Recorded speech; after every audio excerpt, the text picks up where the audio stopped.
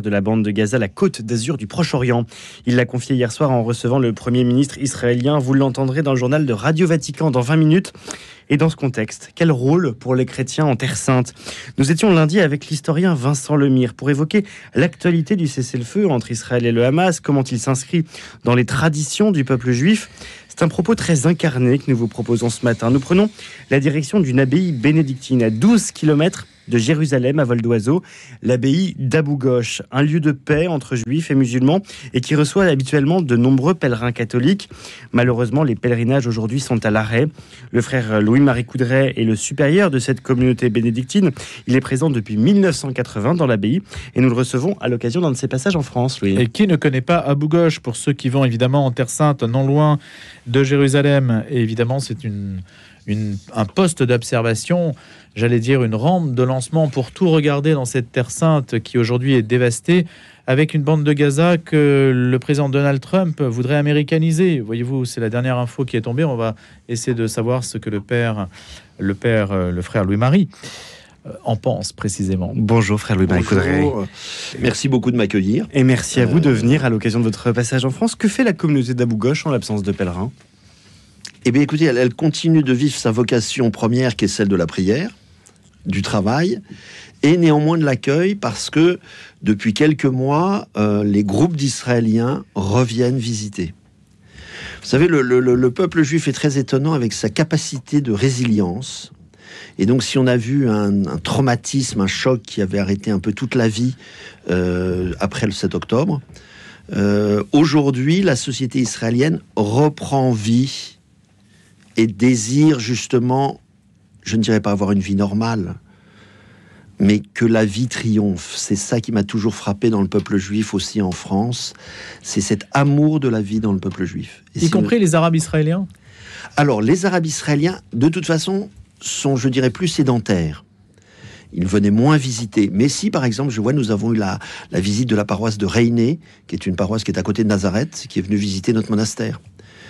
Et ce qui est frappant, justement, c'est que dans le conflit, depuis qu'il est ouvert au mois d'octobre, on a quand même 20% de la population israélienne qui est d'origine palestinienne, qui est arabe, et ils sont restés, je dirais, des citoyens israéliens honnêtes, droits, qui n'ont pas donné de coups dans le dos. Alors, je ne vais pas vous dire qu'ils ont un amour fou pour les Israéliens, mais au moins, ce n'est pas, je dirais, une espèce de cinquième colonne. Même si la situation pour eux est difficile, mais ils sont aussi tout à fait conscients que dans ce Moyen-Orient, c'est encore peut-être en Israël où ils sont dans la situation la plus sûre. Je pense qu'ils sont absolument conscients que c'est beaucoup plus facile d'être en Israël que d'être en Irak ou en Syrie. On dit que l'abbaye d'Abou Ghosh est un pont, une terre de paix entre juifs et musulmans. Comment cela se concrétise-t-il ? Alors, nous essayons d'être un pont en accueillant tout le monde. Ce qui est certain, si vous voulez, c'est que aujourd'hui, on assiste quand même à une focalisation et une radicalisation du conflit. Et on le voit bien, notamment aussi dans le débat en France, comment vous êtes automatiquement d'un côté ou de l'autre. Et vouloir dire, on essaye de tendre la main aux deux côtés, c'est extrêmement difficile. Donc je sais que nous-mêmes pouvons être taxés d'être d'un côté et pas de l'autre. Je pense que c'est pas tout à fait vrai. Parce que je pense que ce qui est important, c'est d'arriver justement à être à l'écoute de tout le monde. Et d'arriver à comprendre tout le monde. La compréhension de l'autre est fondamentale. Ça ne veut pas dire que je vais être d'accord avec sa position. Mais au moins je comprends pourquoi. Et j'essaye de la faire comprendre aux autres quand ça arrive. Mais la souffrance est telle chez les musulmans comme chez les juifs. Comment peuvent-ils comprendre la souffrance de l'autre ? Je pense que c'est là où on pourrait dire qu'on a passé un seuil qualitatif dans le conflit actuel. C'est que la souffrance est telle de chaque côté. Alors elle n'est évidemment pas, elle n'a pas tout à fait les mêmes raisons, elle n'a pas forcément tout à fait la même ampleur, mais est-ce qu'on peut mesurer la souffrance ? C'est pas possible. Moi, je me souviens que j'ai une amie psy qui m'a fait la remarque, mais tu sais, la souffrance peut être aussi forte pour un bébé ou un jeune enfant qui a perdu son doudou, pour une personne qui a perdu son animal domestique, que quelqu'un qui a perdu son conjoint. Alors on a un petit peu de mal à comprendre ça instinctivement, mais on réalise bien, donc on ne peut pas établir de hiérarchie de la souffrance. Ça dépend de chaque personne. Et la situation est telle aujourd'hui que dès que vous parlez de la souffrance de l'un, on vous accuse de ne pas parler de la souffrance de l'autre. C'est pour ça que c'est extrêmement difficile d'avoir une parole. Et je dirais, c'est ça qui est dramatique aussi également, c'est que l'impression que j'ai, c'est que aujourd'hui, et notamment, excusez-moi de mettre peut-être en cause les médias, ou au moins les personnes que présentent les médias, mais il n'y a plus de vrai débat. Je parle même pas de dialogue, je parle simplement de débat. On a le sentiment qu'on est simplement, on s'envoie des slogans à la figure. Et du coup, c'est celui qui va hurler le plus fort son slogan, ou qui va le mieux formuler, qui, entre guillemets, va l'emporter. Rassurez-vous, ici, nous sommes préservés de ce type de dérive.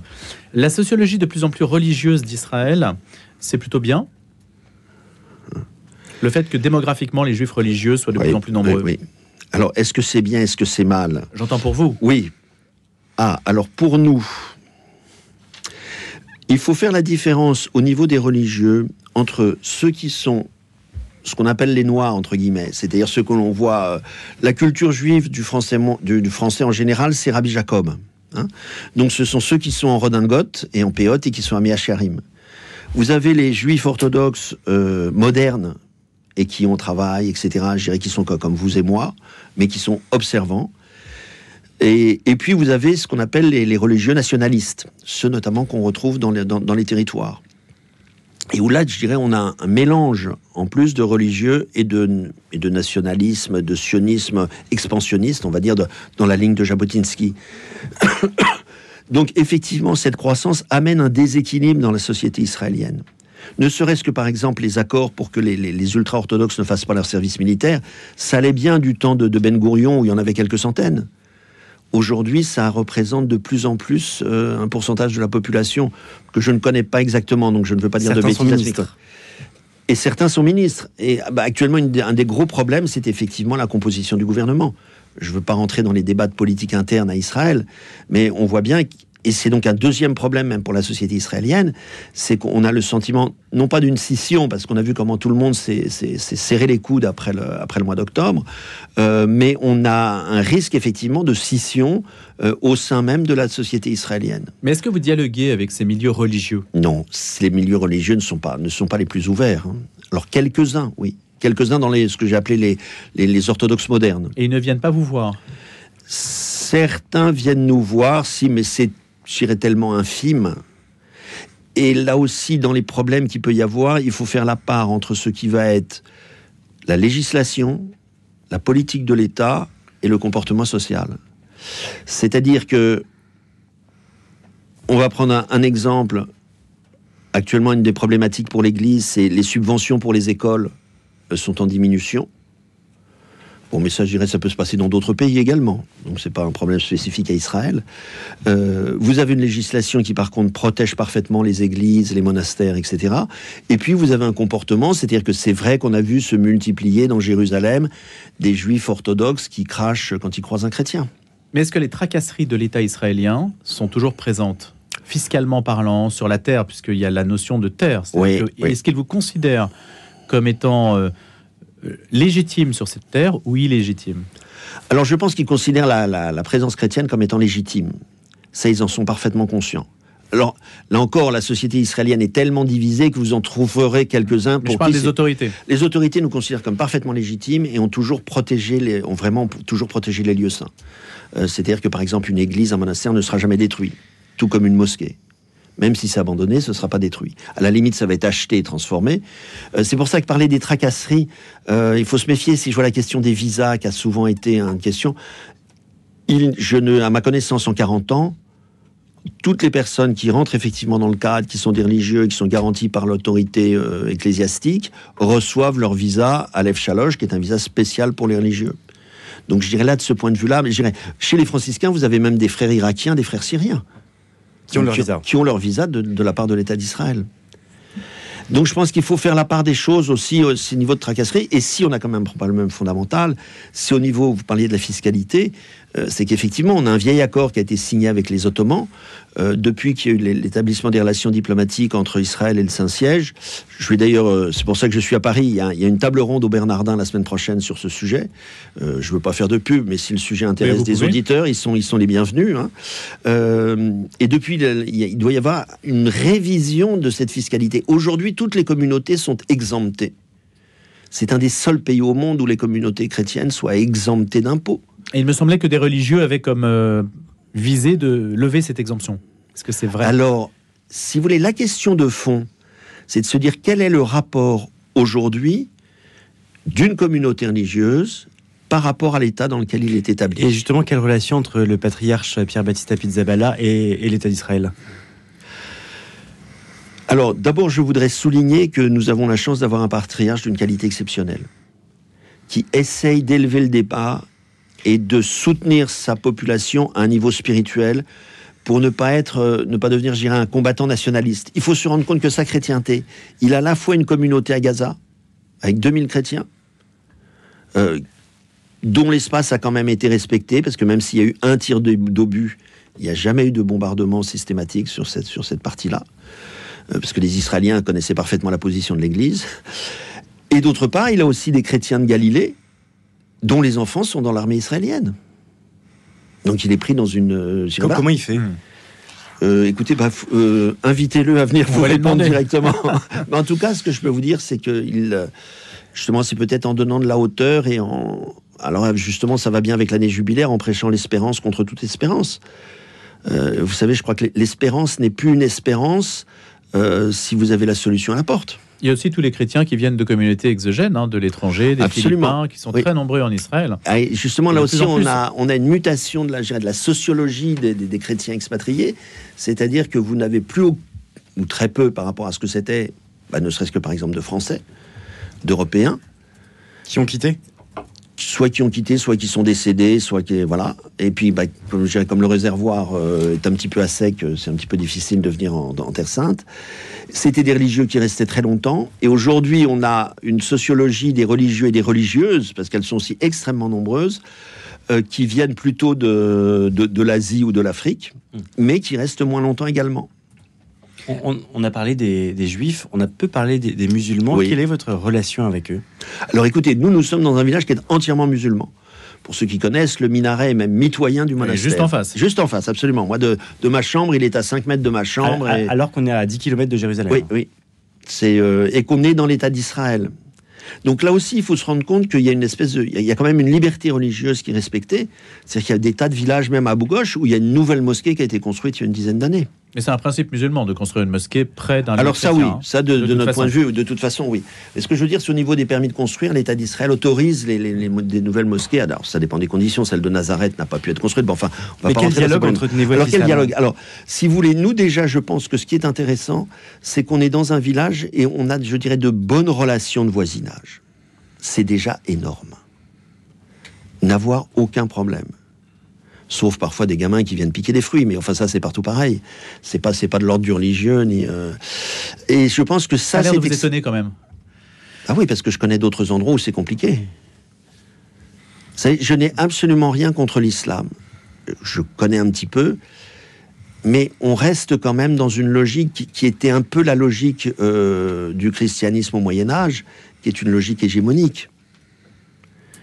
Moi, je me souviens, notre jardinier, qui était un saint musulman, vraiment, mais il nous disait, quand il y avait le minaret, à l'époque, il passait des sourates du Coran au minaret, il disait, si tu comprenais, tu te convertirais.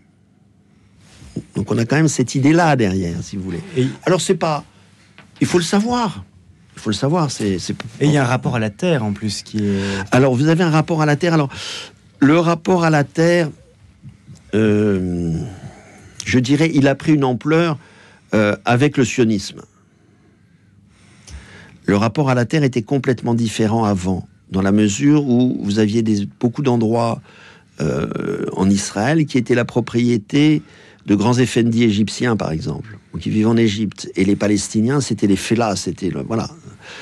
Donc voilà, et ces grands propriétaires ont beaucoup vendu au mouvement sioniste au départ.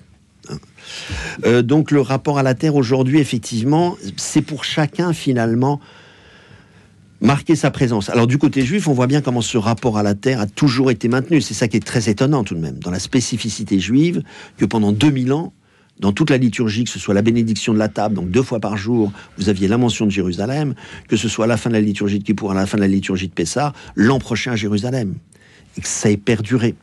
Mais aujourd'hui, je dirais, ça a aussi une autre connotation, c'est qu'effectivement, je dirais, vous avez une concentration de grues au mètre carré quand vous venez vous promener, parce que chacun construit pour affirmer sa présence. Et ça, c'est extrêmement important. Sur la bande de Gaza et l'intention de Donald Trump de la mettre sous contrôle américain, qu'est-ce que vous dites? Il en a parlé à Benjamin Netanyahou. Écoutez, et que les Gazaouis puissent aller vivre ailleurs. Oui, alors ça, c'est un autre problème. C'est deux choses différentes. Je dirais, déplacement de population, c'est quand même très gênant. Ça, que je sache, c'est pas tout à fait. En même temps, la population gazaoui, je dirais, la bande de Gaza est quand même à saturation. C'est une bande qui fait quoi, 40 km², et vous avez pratiquement 2,5 millions d'habitants. Je pense que c'est une des plus grosses densités au monde avec Hong Kong ou quelque chose comme ça. Et Paris. Voilà. Donc c'est déjà en soi, je dirais, indépendamment du conflit, c'est quelque chose qui est difficilement vivable aussi, pour lequel il fallait trouver au moins une solution aussi de développement. Mais je pense que c'est extrêmement... Enfin, déplacer une population, ça me paraît... c'est inhumain. C'est inhumain. Maintenant, mettre la bande de Gaza sous contrôle américain, pourquoi pas? Moi, je dirais, je suis partisan de toute solution qui va permettre à faire avancer la paix, qui va permettre de sortir de ce conflit, de trouver une solution. Or, actuellement, je dirais, comme on l'a évoqué tout à l'heure avec la souffrance, il y a une telle focalisation de chaque côté que tout le monde est à peu près d'accord pour dire on a besoin d'une intervention extérieure pour imposer la paix. Les Français peuvent-ils revenir en pèlerinage en Terre Sainte? Ah mais absolument, c'est même le moment de revenir. Le moment. C'est vraiment le moment. Alors, oui, et là je lance un appel à la suite du patriarche et du custode de Terre Sainte qui, il y a 10 jours, ont lancé un appel pour les pèlerins pour revenir. L'archevêque de Paris était venu avec son conseil à l'automne, justement pour manifester sa solidarité. Mais c'est le moment de venir parce que vous avez pratiquement personne. En termes de sécurité, c'est quand même un petit peu... Aucun problème de sécurité. Aucun problème de sécurité à Jérusalem, au bord du lac. Vous pouvez vous promener. Je suis plus en sécurité quand je me promène dans Jérusalem que dans le métro parisien. Mais ça sera le mot de la fin. Merci beaucoup. Merci à vous. Merci beaucoup, frère Louis-Marie Coudray, d'avoir été ce matin notre invité. Je rappelle que vous êtes le supérieur de l'abbaye d'Abou Ghosh à côté de Jérusalem. Merci bien.